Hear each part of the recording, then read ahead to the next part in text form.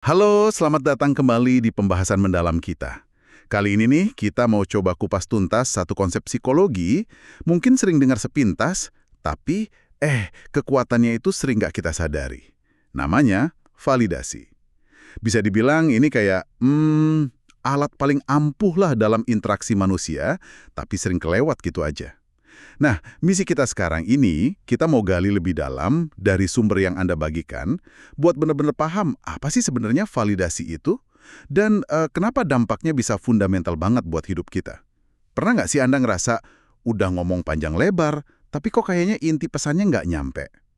Atau mungkin buntu gitu, pas nyoba mempengaruhi orang yang penting buat Anda. Nah, mungkin banget nih, pemahaman soal validasi ini bisa jadi kuncinya. Oke, mari kita bedah ini. Iya betul, validasi ini memang sering disalahartikan ya, dikira cuma sekedar iya-iya aja atau basa-basi gitu. Padahal seperti yang ditekankan di materi Anda, ini tuh jauh lebih dalam. Ini tuh fondasi komunikasi, bisa bangun, bisa juga ngeruntuhin hubungan loh. Sering banget kan kita ngerasa gagal nyambung atau gagal mempengaruhi orang, padahal niat kita udah baik banget. Nah seringkali akarnya ya di kurangnya validasi ini. Mungkin nih Anda lagi kepikiran satu orang atau satu situasi yang rasanya susah banget gitu ya saat ini. Coba kita lihat, gimana konsep ini bisa relevan. Nah, buat ngerasain kekuatannya langsung, di sumber Anda ada cerita yang, wah, intens banget sih. Ini dari pengalaman penulis bukunya sendiri, waktu masih jadi mahasiswa doktoral psikologi klinis. Coba bayangin deh situasinya. Lagi sesi terapi sama klien, cowok, muda, 22 tahun. Terus dia ngomong dengan tenang gitu kalau dia udah punya rencana bunuh diri malam itu juga. Waktu sesi tinggal dikit banget, cuma 5 menit. Udah gitu ada kamera ngerekam, di ruang sebelah teman-temannya sama instrukturnya nontonin, ngasih masukan lewat monitor. Waduh, tekanannya pasti luar biasa ya. Itu situasi genting banget sih. Buat terapisnya, yang masih baru ya, juga buat kliennya. Ada beban ekspektasi, diawasi, dan yang paling penting, nyawakan taruhannya. Iya, banget. Dan si terapis muda ini tahu, harusnya dia bantu klien ake strategi coping yang udah dipelajari. Tapi kliennya nolak mentah-mentah. Dia nggak mau ngomongin soal putus cinta yang jadi pemicunya. Udah kesel ditanya-tanya terus, pokoknya pengen cepat pulang aja. Strategi terapi yang standar yang fokus ubah pikiran dan perilaku, apa tuh namanya? CBT ya, Cognitive Behavioral Therapy. Itu sama sekali nggak mempan. Si penulis ini mulai panik kan, ngelirik monitor nyari bantuan, tapi nggak ada petunjuk apa-apa.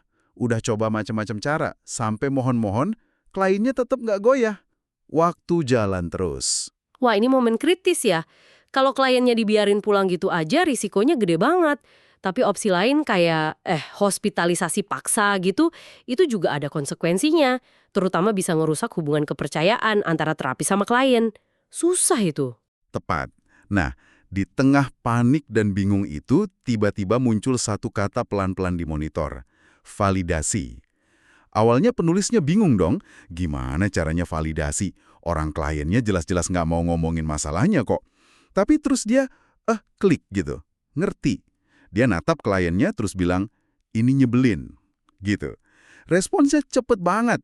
Klien yang tadinya nunduk langsung ngangkat kepala, natap tajam. Penulisnya lanjut lagi, Anda baru aja lengah sesaat, langsung diserang pertanyaan sama mahasiswa pasca sarjana sok tahu yang Anda harap peduli, tapi mungkin cuma jalanin tugasnya. Terus di monitor muncul tulisan, bagus.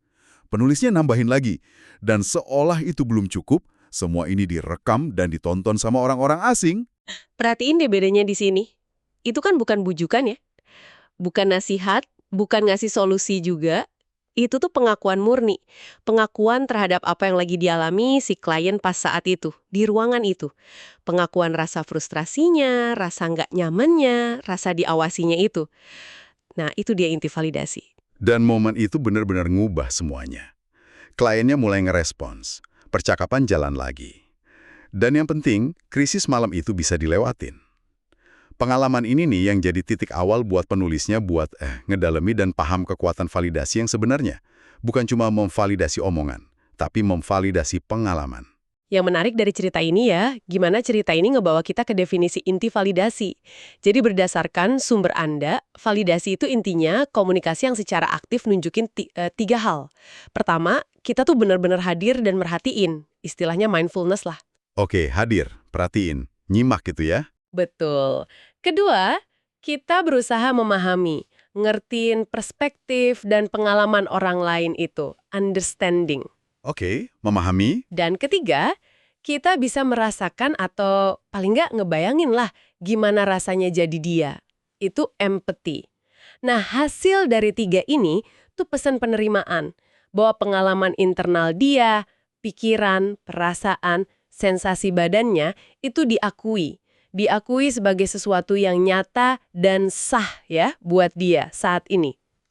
Jadi ada elemen perhatian penuh, terus pemahaman, sama empati ya, yang ujungnya itu penerimaan. Bukan berarti kita harus setuju sama semua omongan atau tindakannya, tapi kita ngakuin realitas internal dia gitu ya. Persis. Nah, ini pergeseran penting banget dari katakanlah paradigma psikologi yang lebih lama, kayak behaviorisme gitu, yang fokus utamanya kan ngubah perilaku dari luar. Psikologi yang lebih baru, termasuk yang dikembangin sama Marshalin Han di DBT, Dialectical Behavior Therapy, itu nyadar kalau justru penerimaan terhadap pengalaman seseorang itu sering jadi langkah pertama yang bikin perubahan jadi mungkin. Dan validasi ini jadi cara utama buat nyampein penerimaan mendasar itu. Wah, ini penting nih buat digarisbawahi. Soalnya sering banget kita keliru kan. Sumber Anda nekenin banget. Validasi itu beda loh sama pujian atau persetujuan. Kita nggak lagi nilai pengalaman dia itu bagus atau benar. Kita cuma nerima itu sebagai realitas dia saat ini. Orang tuh seringnya lebih butuh ngerasa diterima apa adanya. Apalagi pas lagi rapuh kan. Bukan cuma pas lagi hebat atau pas lagi sependapat sama kita. Bener banget. Terus ada lagi nih pembedaan yang krusial. Validasi itu bukan ngasih solusi atau mecahin masalah. Validasi itu fokusnya ke saat ini. Ngakuin kesulitan atau perasaan yang lagi ada. Wah, aku bisa lihat ini berat banget ya buat kamu. Sementara kalau pemecahan masalah kan langsung loncat ke masa depan. Gimana kalau kamu coba gini aja? Materi Anda ngingetin tuh, sering banget niat baik kita buat bantu pakai solusi malah jadi bumerang. Kenapa? Ya karena orangnya ngerasa belum didengerin, belum dipahami. Mereka butuh ngerasa dilihat dulu. Baru deh mungkin siap mikiran langkah selanjutnya. Ini jadi refleksi bagus buat kita semua ya. Seberapa sering sih Anda langsung nawarin solusi gitu pas ada orang cerita masalahnya? Sumber ini nyaranin buat jeda dulu deh. Validasi dulu pengalamannya. Solusi bisa nunggu kok. Atau malah kadang nggak perlu sama sekali ya. Betul. Terus ada satu kunci lagi nih yang dijabarin. Hanya validasi yang valid. Maksudnya only validate the valid. Artinya gini, kita nggak perlu ngebenerin atau nyetujuin semua hal yang diomongin atau dilakuin orang. Apalagi kalau itu bahaya atau secara objektif nggak akurat. Tugas kita itu nyari inti kebenarannya, kernel of truth istilahnya. Bagian dari pengalaman dia yang bisa kita pahami atau kita anggap masuk akal dari sudut pandang dia, meskipun kita nggak setuju sama keseluruhan ceritanya. Bisa kasih contoh nggak gimana ini jalan di praktik? Biar lebih kebayang. Oke, sumber Anda ngasih ilustrasi bagus nih. Misal, kasus pasien skizofrenia yang punya delusi kalau terapisnya itu komplotan sama pemerintah buat nyelakain dia. Nah, terapisnya kan jelas nggak mau validasi delusinya itu sendiri. Nggak mungkin bilang, oh iya benar, saya emang agen pemerintah. Itu kan nggak valid. Tapi terapis bisa memvalidasi emosi yang nyertain delusi itu. Misalnya bilang, pasti rasanya menakutkan banget ya, dan bikin Anda jadi waspada terus kalau Anda percaya ada yang mau nyelakain Anda. Oh, jadi emosinya yang divalidasi ya? Iya, emosinya atau perilakunya yang muncul sebagai respons. Misalnya, masuk akal sih kalau Anda ngerasa perlu ngelindungi diri atau nyari bantuan hukum kalau Anda ngerasa terancam kayak gitu. Jadi kita validasi bagian yang sah dari pengalaman subjektif dia tanpa harus ngamini bagian yang nggak akurat. Ini emang butuh kejelian sih, apalagi kalau berhadapan sama pandangan yang beda banget sama kita. Oke. Mulai kebentuk nih pemahaman soal apa itu validasi dan apa yang bukan. Mulai jelas bedanya. Nah, sekarang kita pindah ke pertanyaan gede berikutnya. Kenapa sih ini penting banget? Kenapa kita perlu repot-repot belajar dan praktikin validasi? Sumber Anda ini ngejanjiin dampaknya tuh bisa signifikan banget, nyentuh banyak aspek hidup kita. Ada 5 klaim utama nih yang diajuin. Yang pertama, dan ini mungkin yang paling jelas ya, validasi itu secara fundamental memperbaiki hubungan. Ini ngebangun fondasi keintiman, kepercayaan, sama rasa aman secara psikologis. Perasaan kalau kita tuh bisa jadi diri sendiri tanpa takut dihakimi atau ditolak. Oke, pertama hubungan membaik. Kedua, validasi itu kayak peredam konflik. Jadi kalau orang ngerasa didengerin, dihormati, Kebutuhan buat nyerang atau bertahan secara agresif itu seringnya berkurang drastis. Validasi bikin ruang buat dialog yang lebih adem gitu ya. Betul. Ketiga, ini menarik nih, validasi itu justru meningkatkan pengaruh Anda. Tapi bukan pengaruh manipulatif ya. Lebih ke kemampuan bikin orang lain jadi lebih mau terbuka ngomong sama Anda. Dan yang sama pentingnya, jadi lebih mau dengerin omongan Anda. Menarik. Pengaruh positif ya. Keempat, ini yang mungkin kedengarannya agak aneh. Validasi ternyata bisa mendorong perubahan perilaku positif. Jadi, penerimaan yang tulus terhadap kondisi seseorang saat ini, itu malah bisa jadi semacam penguatan atau reinforcement yang kuat buat dia gerak ke arah yang lebih baik. Iya, benar. Dan yang kelima, dampaknya itu nyampe ke dalam diri kita juga. Validasi yang kita kasih dan kita terima ternyata juga meningkatkan welas asih pada diri sendiri atau self-compassion. Cara kita interaksi sama dunia luar lewat validasi itu ngebentuk cara kita berhubungan sama dunia internal kita sendiri. Wah, 5 janji yang kuat banget ya. Coba kita lihat deh beberapa bukti atau contoh yang dikasih sumber Anda buat dukung klaim ini. Soal hubungan dan konflik nih, ada cerita yang lumayan nyentuh soal Dev sama putrinya, Kamia. Dev ini pensiunan ahli bedah jantung, orangnya baik hati, tapi hubungannya sama Kamia ini renggang. Si Kamia ini kena leukemia kronis dan ngerasa ayahnya tuh nggak pernah bener-bener ngerti perjuangannya dia. Iya, si Dev ini awalnya cenderung ngasih semangat positif gitu ya, tapi malah jatuhnya kayak ngabaikin kesulitannya Kamia. Atau langsung nawarin solusi medis dari kacamata dia sebagai dokter. Pendekatan kayak gini meskipun niatnya baik banget, malah bikin Kamia makin narik diri. Tapi terus si Dev ini belajar soal validasi. Dia mulai ubah pendekatannya. Dia mulai ngakuin betapa capeknya hidup sama penyakit kronis. Ngakuin rasa sakit hati, kecewa, akibat hubungan mereka yang retak. Dia nggak lagi nyoba memperbaiki Kamia, tapi cuma nemenin Kamia dalam pengalamannya itu. Hasilnya gimana? Pelan-pelan tapi pasti Kamia mulai terbuka lagi. Hubungan mereka nggak cuma membaik, tapi jadi lebih dalam dari sebelumnya. Mereka bahkan bisa nemuin lagi kegembiraan bareng, kayak ngelakuin kegiatan sukarela gitu. Ini contoh nyata banget gimana geseran dari solusi ke validasi itu bisa nyembuhin luka hubungan yang dalam. Dan ini bukan cuma cerita personal doang kan, ada dukungan risetnya juga ya. Betul banget. Contohnya nih, di konteks interogasi polisi, pendekatan yang basisnya report, yang intinya banyak pakai teknik validasi buat bangun kepercayaan, itu kebukti lebih efektif buat dapetin informasi akurat dibanding metode paksaan atau intimidasi. Terus di dunia layanan pelanggan, memvalidasi keluhan pelanggan, misalnya bilang, saya bisa ngerti kenapa Bapak Ibu merasa frustasi dengan situasi ini, itu kebukti bisa nurunin eskalasi konflik dan ningkatin kepuasan. Padahal mungkin masalah intinya belum bisa langsung selesai saat itu juga. Oh iya. Secara fisiologis juga ada efeknya loh. Validasi itu cenderung nurunin detak jantung sama respon stres. Sebaliknya, invalidasi malah ningkatin itu, bikin orang jadi lebih reaktif, lebih susah diajak kerjasama. Terus gimana soal klaim kalau validasi ningkatin pengaruh, bikin orang mau ngomong dan mau dengerin? Nah, buat aspek bikin orang mau ngomong, riset nunjukin kalau orang tuh cenderung lebih terbuka, lebih jujur soal pengalaman mereka, apalagi yang susah atau emosional, ke orang yang mereka percaya bakal ngasih validasi.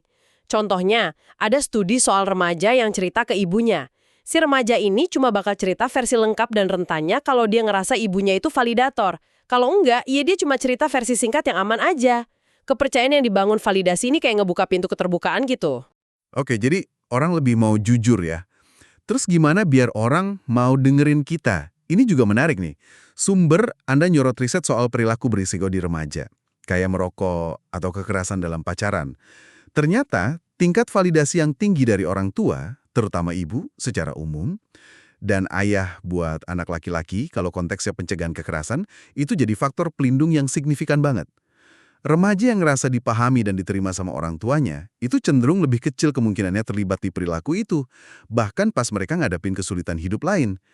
Pesannya jelas banget kan?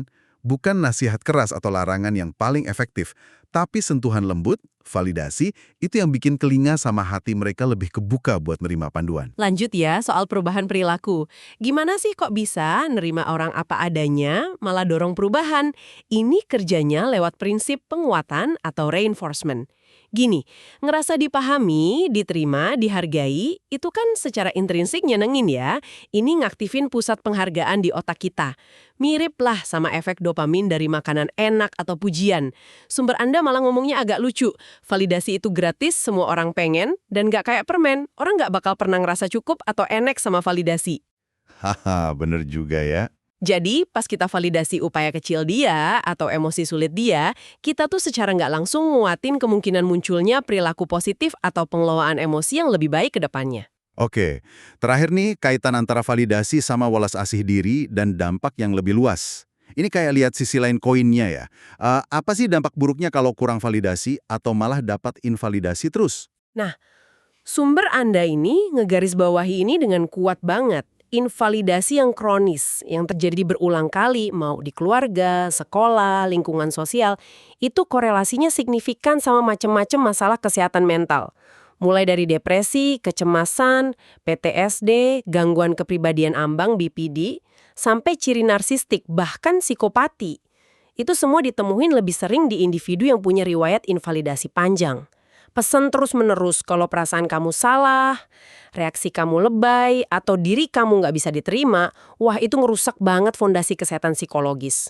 Termasuk invalidasi terhadap aspek identitas seseorang juga ya, kayak ras, gender gitu. Iya, ini poin crucial banget yang diangkat juga. Invalidasi terhadap identitas rasial, gender, orientasi seksual, atau aspek inti lain dari diri seseorang itu kebukti punya dampak negatif ke kesehatan fisik dan mental, bahkan di luar efek diskriminasi yang lebih kelihatan. Sumber Anda sampai narik kesimpulan yang lumayan berani nih. Krisis kesehatan mental yang kita hadapi saat ini sebagian adalah krisis validasi.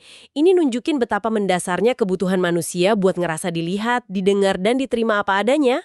Tapi di tengah gambaran yang agak suram soal dampak invalidasi ini, ada harapan juga kan? Sumber Anda nyebutin kalau kemampuan buat validasi diri sendiri, self-validation, itu bisa dipelajarin dan dikembangin. Kita nggak sepenuhnya bergantung sama validasi dari luar. Betul sekali, itu skill internal yang bisa kita latih kok. Nah, setelah dengar semua ini 5 manfaat gede dari validasi, perbaiki hubungan, redain konflik, tingkatkan pengaruh, dorong perubahan, dan numbuhin welas asih diri, mungkin ada baiknya Anda coba renungin sejenak nih. Area mana dari kelima ini yang paling Anda pengen lihat tumbuh atau berubah dalam hidup Anda sekarang? Jadi, kalau kita tarik benang merahnya ya, validasi itu pada dasarnya praktek komunikasi yang nunjukin kalau kita tuh hadir sepenuhnya, usaha buat ngerti, dan peduli sama dunia internal orang lain. Nerima pengalaman mereka di sini dan saat ini, nggak harus selalu setuju sih. Ini lebih dari sekedar teknik ya. Ini tuh pergeseran sikap, cara kita berhubungan. Dan pentingnya tuh ya karena dampaknya merembet luas banget. Dari hangatnya hubungan pribadi, ketahanan mental individu, sampai cara kita interaksi di skala sosial yang lebih gede. Kalau kita lihat gambaran besarnya nih, validasi itu skill esensial buat ngebangun jembatan koneksi yang otentik di dunia yang seringkali rasanya kepisah-pisah dan penuh penghakiman. Perlu diingat juga ya, penekanan dari sumber Anda, validasi sejati itu bukan trik manipulatif buat nyampein tujuan kita doang. Bukan. Ini soal ngebangun hubungan yang lebih jujur, lebih empati, mengutip Barack Obama yang dikutip di materi Anda, belajar berdiri di posisi orang lain, melihat melalui mata mereka, itulah awal dari perdamaian. Nah, validasi itu salah satu cara paling konkret buat ngelakuin itu di interaksi sehari-hari. Tapi, emang ini butuh latihan, butuh skill. Nggak cukup niat baik doang, belajar caranya itu kuncinya. Jadi, apa artinya semua ini buat Anda? Ya, memahami dan mulai praktekin validasi bahkan dalam langkah-langkah kecil aja, itu potensinya gede banget buat ngubah cara Anda interaksi sama orang-orang di sekitar Anda. Secara signifikan malah. Oke, sebagai penutup nih, saya mau tinggalin satu pertanyaan buat Anda bawa pulang, buat direnungin. Sumber ini kan banyak banget ngebahas gimana kita bisa pakai validasi buat orang lain. Tapi gimana kalau kita coba balik lensanya? Gimana kalau Anda mulai nerapin prinsip-prinsip validasi ini, hadir penuh, pemahaman tanpa syarat, penerimaan, ke diri Anda sendiri, ke suara-suara kritis di dalam kepala Anda itu, ke emosi-emosi sulit yang sering pengen Anda cuekin atau lawan. Kira-kira perubahan apa ya yang mungkin terjadi kalau Anda mulai nyambut pengalaman internal Anda sendiri, apapun itu, dengan sedikit lebih banyak penerimaan dan lebih sedikit penghakiman? Coba deh renungkan itu. Terima kasih banyak sudah menyimak pembahasan mendalam kita kali ini. Sampai jumpa di kesempatan berikutnya ya.